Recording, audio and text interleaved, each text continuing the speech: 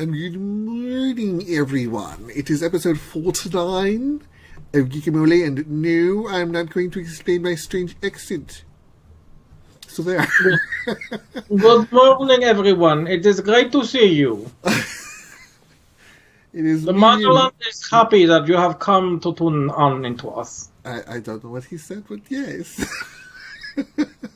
I'm from everywhere. A little bit from everywhere. A little bits and pieces of them.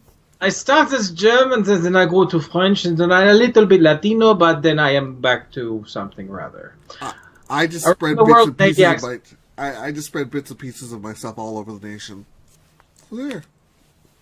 It's like the guy who said that when he wanted to be cremated, he wanted his remains to be scattered. Oh, he didn't? Okay, I just ruined the joke. God damn it. You're so talented at that. And there goes your green screen. God damn, what is up with your green screen? What is it doing now? It's like, you barely move and it goes, I need to be seen!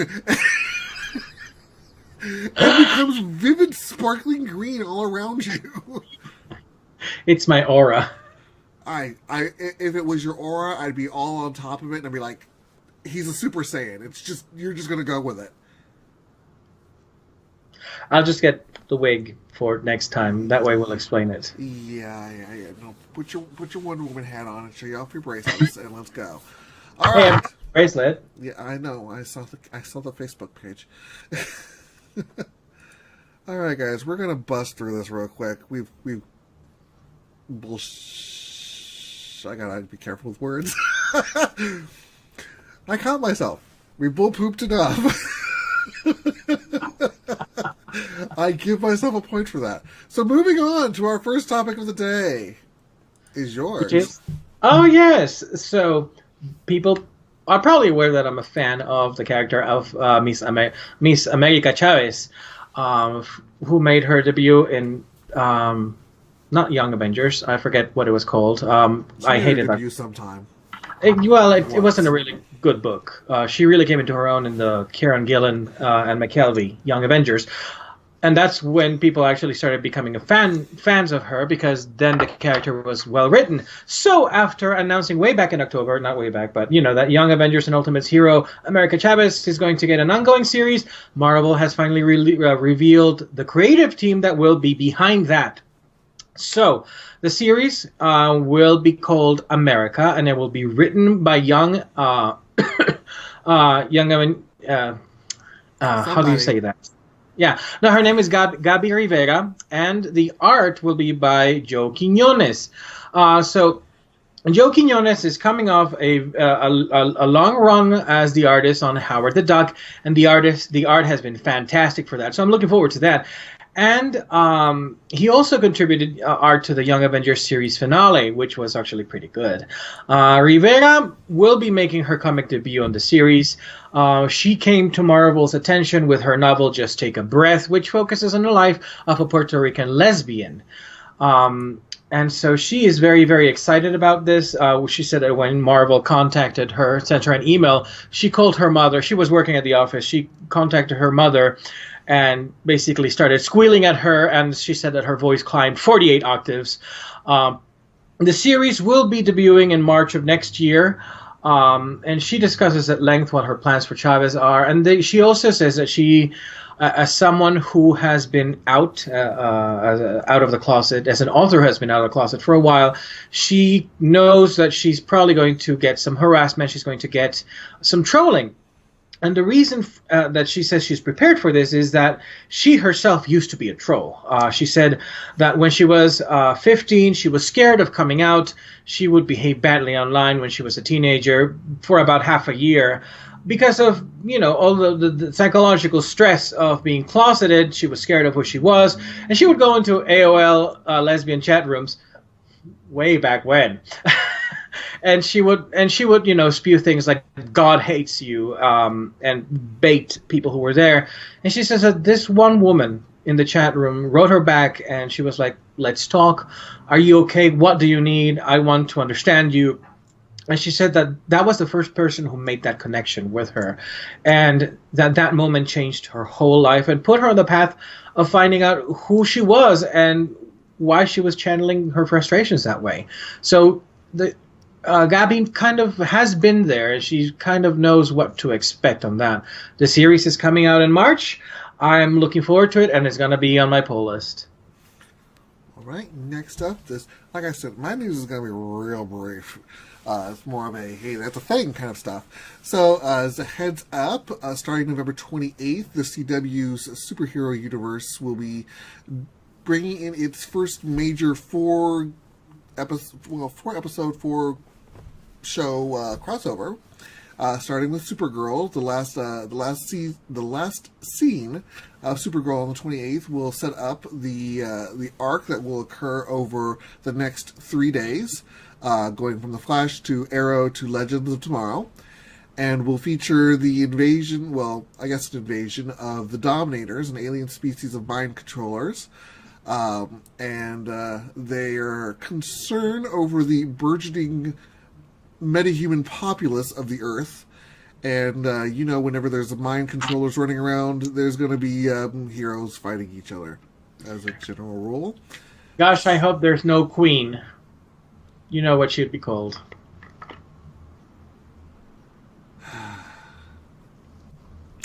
There is a queen. Unfortunately, it's Oliver.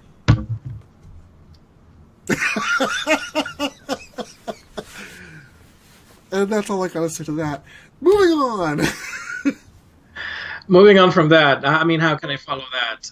My next bit of news is kind of lame, kind of awesome, kind of lame. So to celebrate the launch of the new book, U.S. Avengers, Marvel has announced a huge set of variant covers for the series' first issue, U.S. Avengers #1, which would receive variant copies for every state, including Canada and Puerto Rico. And previews they had been released in installments, but now you can find all 50 states with one final reveal. You've got Tennessee, which has the Wasp. Okay, let me explain how it looks like. You have the Avenger, you have the shape of the state, and then you have the name of the Avenger, and naming them the Avenger of that state. So, for example, the Wasp is the Avenger of Tennessee, Miss Marvel is the Avenger of New Jersey, Scarlet Witch is the Avenger of Maine. I guess she must enjoy hanging out with Jessica Fletcher over at Cabot Cove. So I was really stoked to see which Avenger would belong to Colorado. And it's freaking Hercules. But anyways, yeah, look out for that issue, #1, coming out, and get your state. And if you are one of those OCD people like me, you might want to buy all of them. Don't. Just because you'll go broke. This is not the 80s. We don't need to do that anymore. We don't need to do that anymore. Moving on. All right. The new trailer, the one and only trailer of Valerian and the City of 1,000 Planets has come out. Mel said he was real thrilled that I actually mentioned this.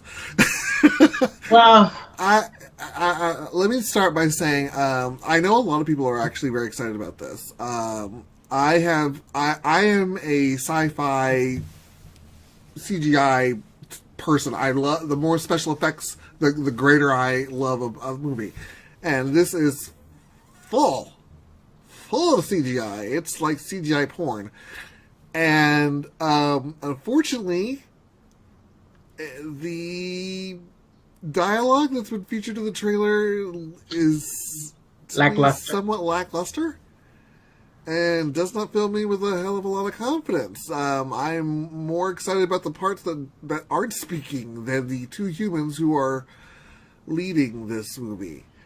So, I mean, you have, Dane DeHaan as Valerian, and I know I'm going to mispronounce her name. I'm so sorry. Cara Delevingne as Laureline. And neither one really looks the part from the original 1967 comic,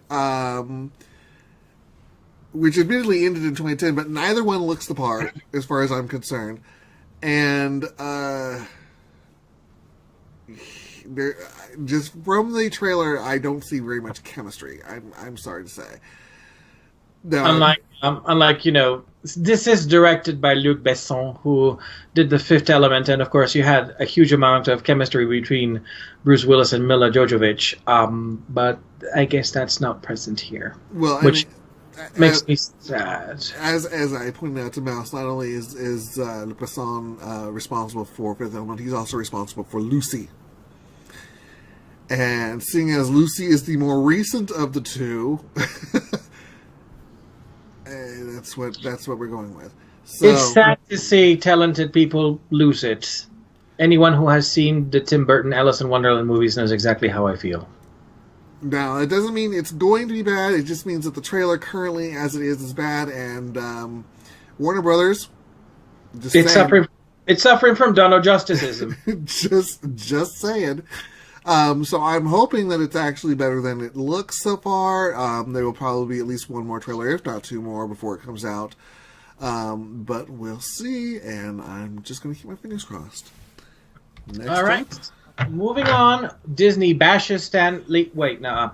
Disney throws a bash for Stan Lee in celebration of his 75-year career in Marvel.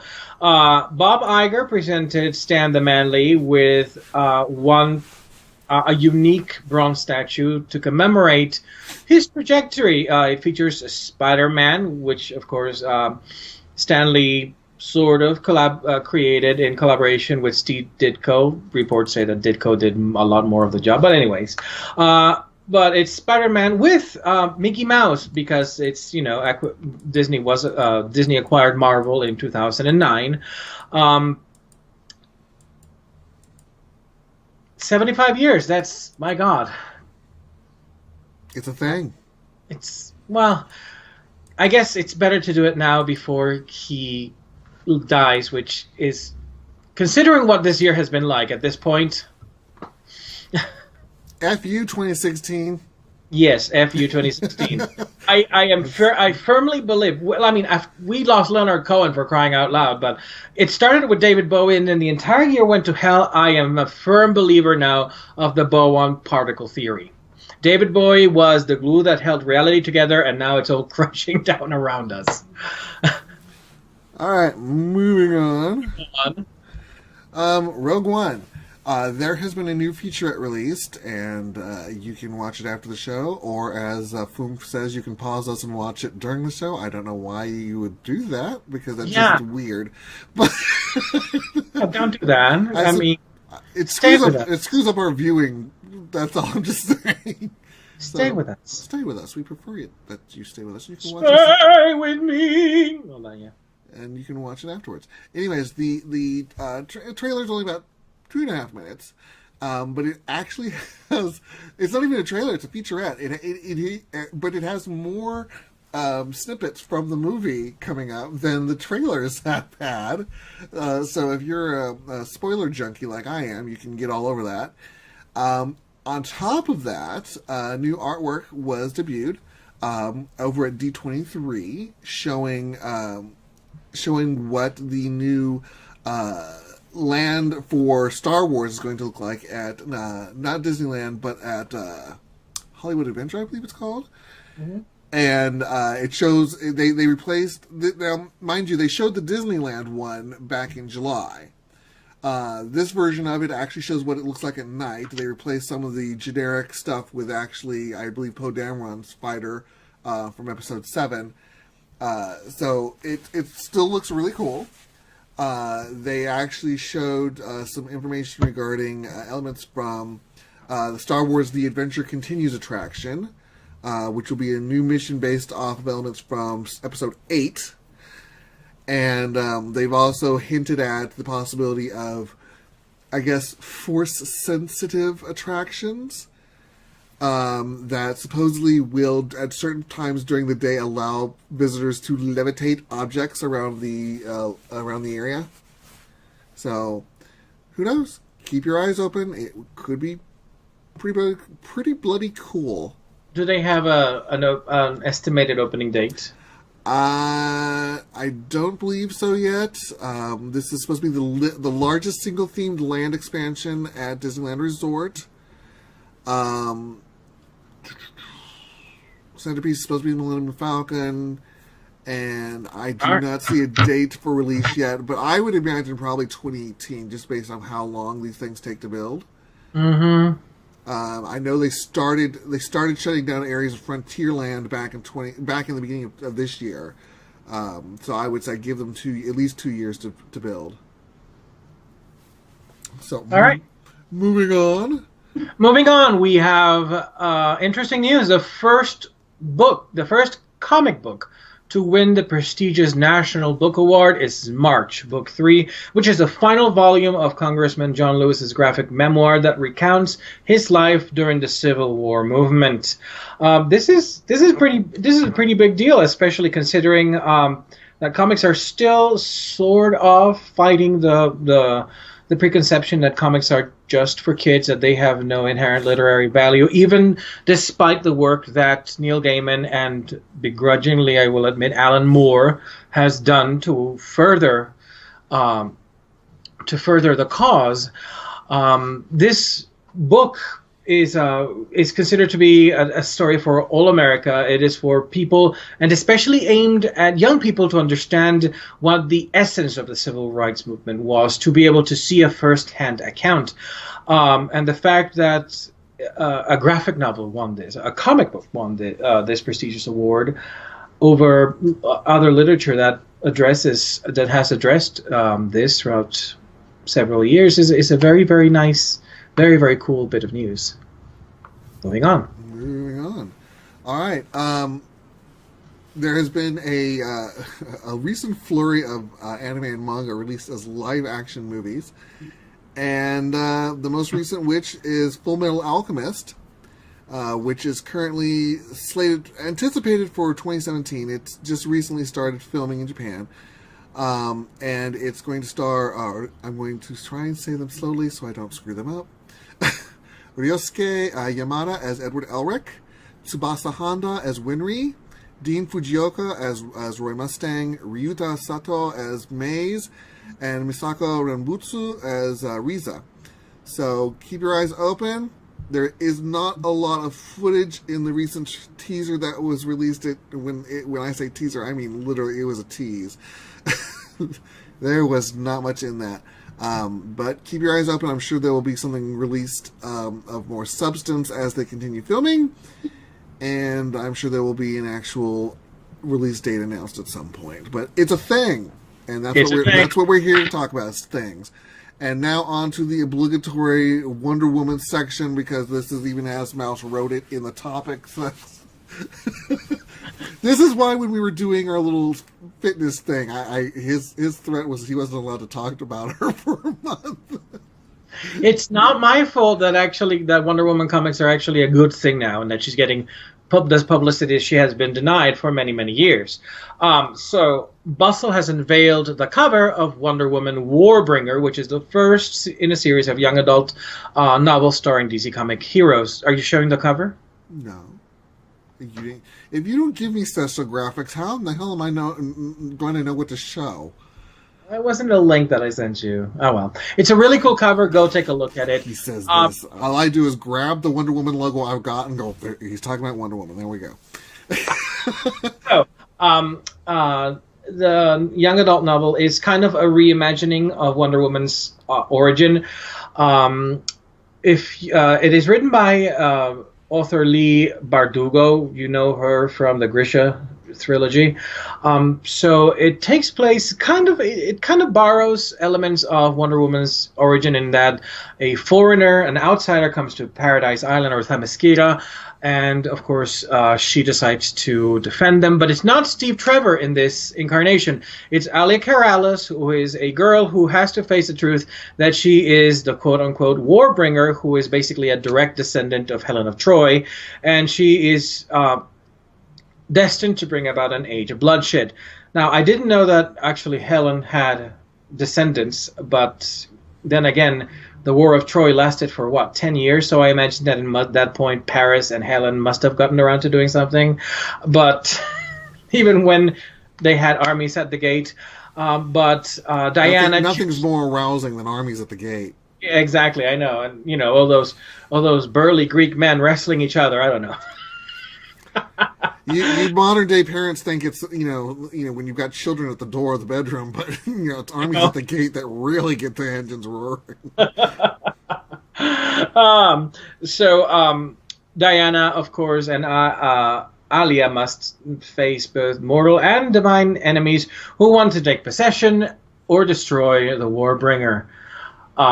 So moving on to the second project, a couple of weeks ago, I think maybe it was last week, Frank Cho, who is an artist I quite like and whose graphic portrayal of Wonder Woman I think is fantastic, especially for the alternate covers, went on record to say that DC had approached him about a story that he had written, a Wonder Woman comic, and that it was a 99% sure thing, and that they were just waiting for the writer to be gone, in this case Greg Rucka, who did not like Frank Cho. And then he proceeded to explain what the concept of his story was, which he said was a, quote, non-gendered story, which was action-packed from beginning to end, and it's basically just Wonder Woman chasing a bad guy. And I thought, if you're writing this story about Wonder Woman, then you think you've got the wrong superhero. But in any case, Comic Book Resources and Bleeding Cool reached out to DC, and DC basically went, I have no idea what the hell you're talking about. And they have denied that there is such a thing as a project with Frank Cho for Wonder Woman. So take of it what you will. Maybe Frank was, I don't know, I have no idea what he's doing, honestly. But that's the news. All right. And last but not least, Fantastic Beasts and Where to Find Them.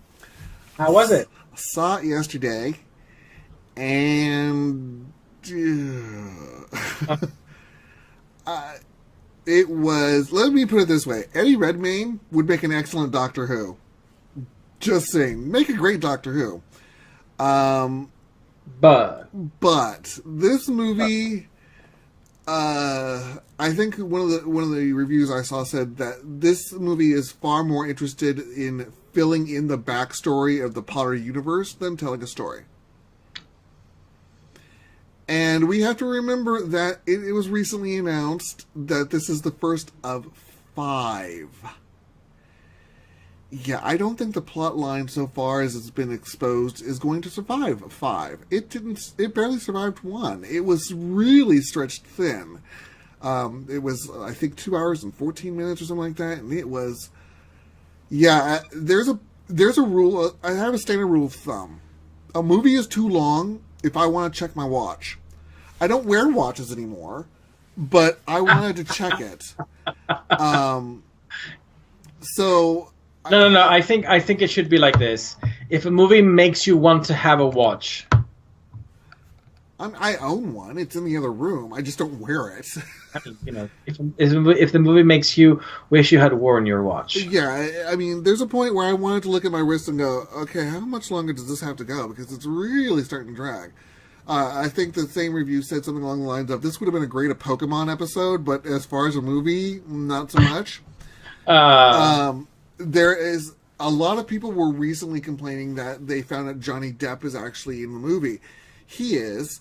You won't be shocked when he shows up. Not in the slightest bit. He is very Johnny Depp when he does show up. Again, you're not going to be shocked. I think perhaps one of the most annoying things is Catherine Waterston's character, Porpetina Goldenstein. When she shows up, there's a point where this may be spoilery. I'm going to just preface that. Spoilers. There's a point where she shows up at the very beginning, and the president of the Magical Congress of the United States is there, and she shows up to explain that she has captured Newt Scamander, Eddie Redmayne's character. She's captured this guy, and he is a potential threat to everything that's going on. And literally, the God, what is up with your green screen? You went ghost. Sit up. Jesus.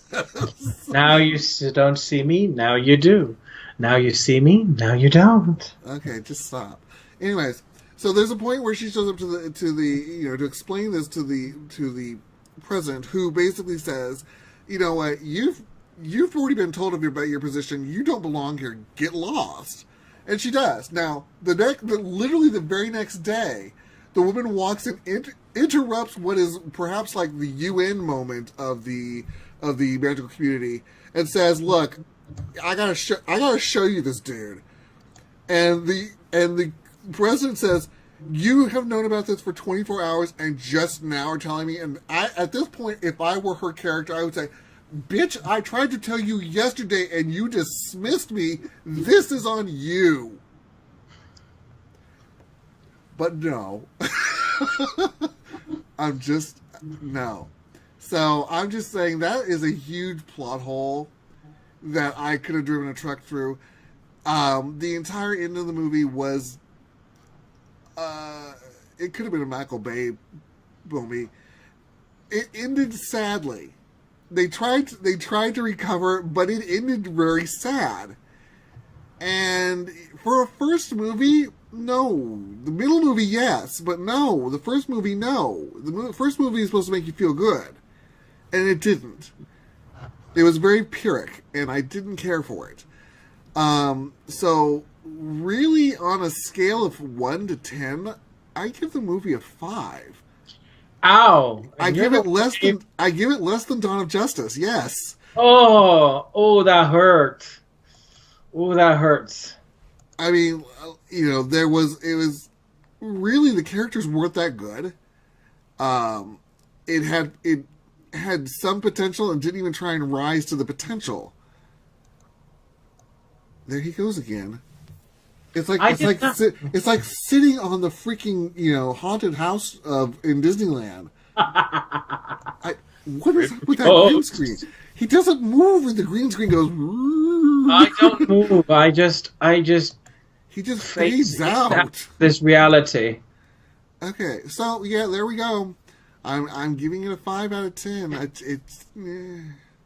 So once again, talking about people who might have lost their touch. Do you think JK should have stuck with just her castle and not gone for that expansion of that tower? Well, it's like I said, it's as if she's trying to backfill the Potter universe. So I don't think she's gotten out of her Pottermore concept. She should have been telling this story as a story, and the rest of the Potter universe be damned. I mean, there's consistency, and then there's literally going, oh, there's a hole. Push dirt, push dirt, push dirt. You cannot tell a story that way. And the reason I'm saying that, look at the prequels of Star Wars. Let us not talk about that. They already happened, so there's not much I can say about that. So yeah, go see it if you want to see special effects, but don't be shocked by the. So is the recommendation go see Arrival instead if you want good storytelling? It's hard for me to say, considering I literally read before Arrival came out. I literally read the Wikipedia story about it to just so I knew what the plot line was. And after reading the plot line, I'm like, I'm done. That's literally all I cared about. I don't want to see it now. You're a very strange man. I do it because it tells me if I want to see a thing or not. And that I read it and thought, interesting, but nope, don't want to see it. Well, I'm going to see it, and we'll see if I agree or disagree with you. I think you will enjoy it. I don't think I would. Not that I think there's anything wrong with the thing. I literally, like I said, I read it and thought, that's all I needed to know. I don't need to see the movie now. I'm done. That's the TLDR version was perfectly fine for me. All right, then. So I guess that is it for today. For our episode. I'm going to need to get the freaking Haunted House conclusion song. And just... what this is going on. He wanted to play... When we were doing the Halloween... Going to do a Halloween themed one, he wanted to be the freaking magic mirror from Snow White. I wanted to wear a green turtleneck so I would be this floating head and make my head up like the mirror, and then have Drew put put the little background mirror behind me. And but... I said I wasn't going to do that. And the irony is, here he is wearing a black sweater on a black background, so he's practically invisible. And the freaking green screen makes his face go woo. So I am the ghost of reviews past. F you, Skype. You're just doing this to me on purpose. Anyways, so that's our show. Maybe when I get a better camera, it'll behave. Yeah, I'm hoping a better camera will give you some flesh tone. He is from South America, and I am Hispanic, and I look whiter than Jonathan Rhys Davis. He looks whiter than me, and I'm white. I look like I should be, I don't know, as in the cast of Gorman Gast. He looks like he should be the freaking oh god, now I've just ruined it because I can't remember his name. You ruined Benjamin Barker. What? Benjamin Barker is the... Oh, God. Sweeney Todd. Thank you. He looks like he's being the cast of Sweeney Todd. The tale of Sweeney Todd. His skin was pale and his eye was odd. And there he goes. There you go. So, there we go. That's our show. Next week is games again, and it's our 50th episode. Isn't that exciting? It's also going to be the Thanksgiving weekend. I'll be here. I will be here too, since I have to sing at the church. I'll be here because Thanksgiving will technically be over. Yeah. Usually for Thanksgiving, we go up to the mountains and we stay with Ash's family. But since I have been hired to sing 3 services on Sunday for a lot of money, I am ending my visit prematurely so I can make moolah. Anyways, I just turned off the big light on my screen so that I know I'm in darkness. So, bye everybody. Bye everybody. Woo!